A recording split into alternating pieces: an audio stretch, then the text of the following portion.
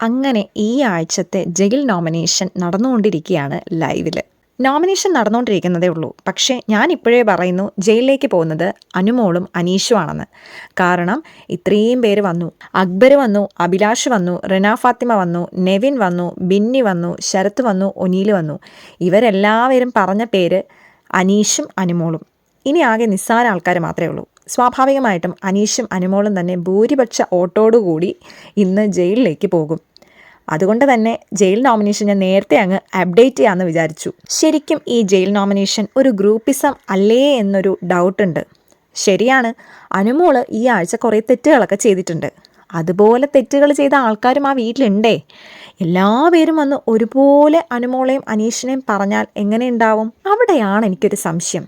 എന്തുകൊണ്ടാണ് ആരും വേറെ ആരുടെയും പേരെടുക്കാത്തതെന്ന്. പുറത്തിരിക്കുന്ന ഓഡിയൻസ് മണ്ടന്മാരല്ല എന്നുള്ളത് അവിടെയുള്ള ആൾക്കാരിനി എന്നാ തിരിച്ചറിയാൻ പോകുന്നതെന്ന് അറിയില്ല. എന്താണെങ്കിലും ജയിൽ നോമിനേഷനിൽ വന്നിരിക്കുന്ന പേര് അനുമോളും അനീഷുമാണ്.